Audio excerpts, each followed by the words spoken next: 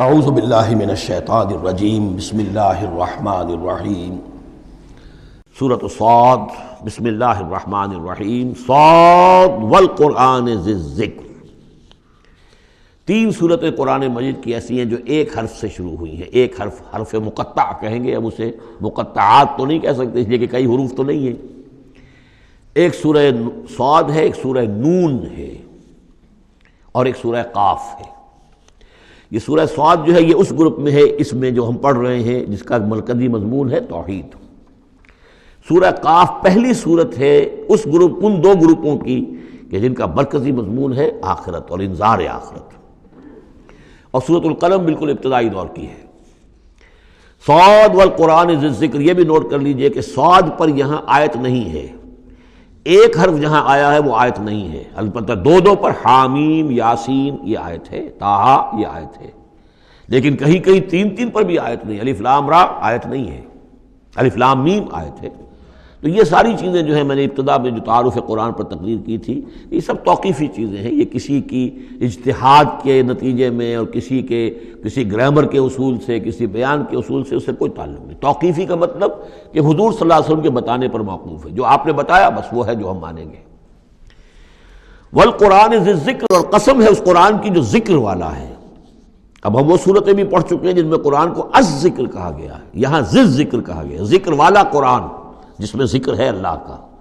فیہ ذکرکم یہ بھی ہم پڑھ چکے ہیں، لیکن الذکر انا نحن نزلنا الذکر وانا لہ لحافظون، ہم نے ہی یہ الذکر نازل کیا ہے، دی ریمائنڈنگ، اور اس کے اندر ریمائنڈنگ ہے، یہ ریمائنڈنگ کا حامل ہے، بات ایک ہی ہے، لیکن یہ کہ اس کے بعد قسم کے بعد مقسم علیہ یہاں نہیں ہے۔ قسم کس چیز پر کھائی؟ قسم ہے اس قرآن کی جو ذکر والا ہے، مقسم علیہ کہاں ہے؟ بل الذین کفروا فی عزۃ و شقاق، یہ تو مقسم علیہ نہیں ہے۔ یہ میں آپ کو بتا چکا ہوں سورہ یاسین میں کہ جو وہاں پر آیا ہے یاسین والقرآن الحکیم انک لمن المرسلین، وہ انک لمن المرسلین، اس قسم کی تمام قسمیں جو قرآن میں آئی ہیں اس کے بعد مقسم علیہ جو ہے وہ سمجھیے کہ وہی ہے کہ قرآن گواہ ہے اس پر، قرآن ثابت کر رہا ہے کہ اے محمد صلی اللہ علیہ وسلم آپ اللہ کے رسول ہیں۔ بل الذین کفروا فی عزۃ و شقاق، لیکن جن لوگوں نے کفر کی روش اختیار کی ہے وہ بڑی جھوٹے غرور کے اندر، جھوٹی انا ان کی ہے، اور آپ کے زندم زندہ میں اور آپ کے مقابلے میں آ کر انہوں نے موقف اختیار کر لیا ہے اپنے غرور اور زندم زندہ میں۔ کم اہلکنا من قبلہم من قرن فنادوا، کتنی ہی ہم نے قوموں کو اس سے پہلے ہلاک کیا ہے، پھر وہ لگے چیخنے چلانے جب عذاب الہی آیا، ولا تحین مناص، حالانکہ پھر وہ وقت گزر چکا تھا کہ جس میں کوئی خلاصی ہو سکتی۔ یعنی جب موت آتی ہے، موت کے آثار شروع ہو جائیں تو انفرادی توبہ کا دروازہ بند، جب عذاب کے آثار شروع ہو جائیں تو پھر قوم کی توبہ کا فائدہ نہیں، ہاں سوائے قوم یونس، الا قوم یونس، واحد ایک مثال ہے۔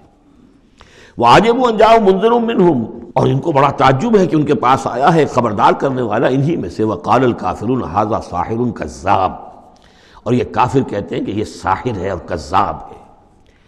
یہ دیکھ لیجئے یہ لفظ جو ہے یہ بہت ثقیل لفظ ہے، لیکن یہ قرآن مجید میں آیا ہے۔ اور یہ نوٹ کر لیجئے کہ اصل میں یہ میں عرض کر چکا ہوں کہ چوتھے سال کے بعد یہ جو دو گروپ ہیں صورتوں کے، جن میں سے پہلے گروپ کی 8 صورتیں ہم پڑھ چکے ہیں اور دوسری کی 13 صورتوں میں سے اب ہم آگے آ گئے ہیں، ان میں 4 پڑھ چکے ہیں، سورہ سبا اور فاطر، یاسین اور صافات، 5ویں صورت یہ ہے صاد۔ یہ ہے سن 4 سے سن 8 تک کی بالعموم سوائے صافات کے۔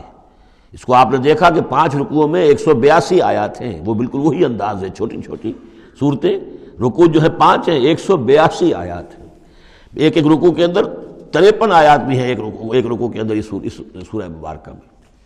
بہرحال تو یہ صورت جو ہے اس وقت کی ہیں جبکہ وہ جو کشاکش تھی عرب میں وہ شدت اختیار کر چکی تھی، لہذا ان کا اب ان پر جو حملہ حضور پر وہ کر رہے تھے وہ بھی اب شدید ہو چکا تھا۔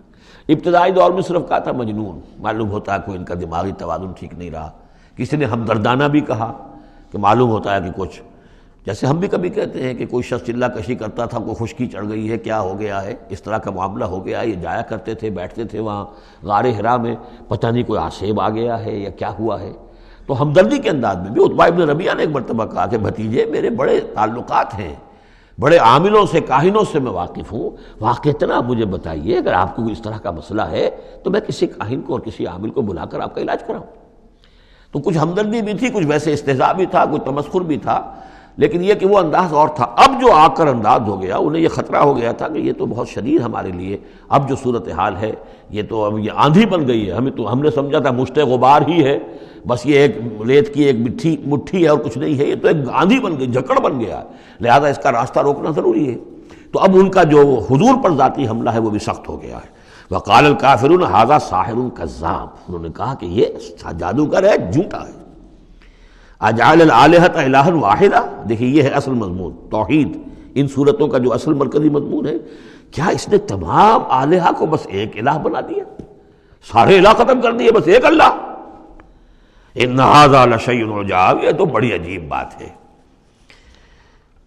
وانطلق الملأ منهم ان امشوا واصبروا علی آلہتکم ان ھذا لشیء یراد، بڑا نقشہ کھینچ دیا ہے جس کو ورلڈ پکچر کہتے ہیں، کہ ایسا نقشہ ہے جیسے کہ حضور کھڑے ہیں، دعوت دے رہے ہیں، اور کچھ لوگ ہیں، مجمع بھی ہے، کچھ ان کے سردار بھی ہیں، وہ سردار بھی سن رہے ہیں، اور یہ سب سن کر کہتے ہیں وانطلق الملأ، خود بھی چل پڑے وہاں سے، وانطلق الملأ منهم، اور لوگوں سے کہا امشوا، جاؤ جاؤ، کہاں کھڑے ہو، کیوں سن رہے ہو، امشوا جاؤ، واصبروا علی آلہتکم، اور جمے رہو اپنے معبودوں کے اوپر، یہ محمد کے کہنے سے اپنے کسی معبود کو ترک نہ کر دینا۔ وانطلق الملأ منهم ان امشوا واصبروا علی آلہتکم ان ھذا لشیء یراد، یہ تو کوئی خاص مقصد معلوم ہوتا ہے ان کا، ان کی نیت کچھ خراب ہے، یہ کوئی حکومت چاہتے ہیں، شاید کوئی اپنا غلبہ اور اقتدار چاہتے ہیں، یہ بات جو ہے ایسی ویسی نہیں ہے، یقیناً اس کے پیچھے کوئی بڑا مقصد ہے۔ ان ھذا لشیء یراد، جس کا ارادہ کیا گیا ہے، کوئی اسکیم ہے۔ ما سمعنا بھذا فی الملۃ الاخرہ، ہم نے تو ایسی بات سنی نہیں، ہمارا پچھلا چلا آ رہا ہے، ہمارا دین چلا آ رہا ہے، ہماری روایات ہیں، ہمارے آباء و اجداد کی باتیں ہیں جو نسلاً بعد نسل منتقل ہوئی ہیں، یہ بات جو آج یہ کہہ رہے ہیں وہ ہم نے تو سنی نہیں۔ ان ھذا الا الاختلاف، یہ نہیں ہے مگر گھڑی ہوئی چیز ہے، خلق کی ہوئی چیز ہے، اختلاف باب افتعال خلق سے۔ انزل علیہ ذکر من بیننا، کیا انہی پر یہ ذکر نازل ہونا تھا ہمارے مابین سے؟ کیا ہمارے اندر کوئی اور نہیں تھا؟ بڑے بڑے چودھری تھے، بڑے بڑے سردار تھے، بڑے بڑے سرمایہ دار تھے۔ انزل علیہ ذکر من بیننا بل ہم فی شک من ذکری، اصل بات یہ ہے کہ یہ میرے ذکر کے معاملے میں شک میں پڑ گئے ہیں۔ بل لما یذوقوا عذاب، بس اب تو جب ابھی انہوں نے چونکہ چکھی نہیں ہے میری کوئی مار، اس لیے انہیں شک ہے۔ ام عندہم خزائن رحمت ربک العزیز الوہاب، کیا ان کے اختیار میں ہے تیرے رب کے خزانے؟ اللہ جو العزیز ہے، وہاب ہے، دینے والا ہے، کیا ان کا اختیار تھا کہ وہ ان سے پوچھ کر دیتا کہ رسالت کس کو دوں، نبی کس کو بناؤں؟ کیا ان کے پاس اس کا اختیار ہے؟ ام عندہم خزائن رحمت ربک العزیز الوہاب ام لہم ملک السماوات والارض وما بینہما فلیرتقوا فی الاسباب، تو کیا ان کے پاس ہے بادشاہی آسمانوں اور زمین کی، اور جو ان کے دونوں کے مابین ہے ان سب کی فلیرتقوا فی الاسباب، تو چاہیے کہ پھر رسیاں تان کر آسمان پر چڑھیں۔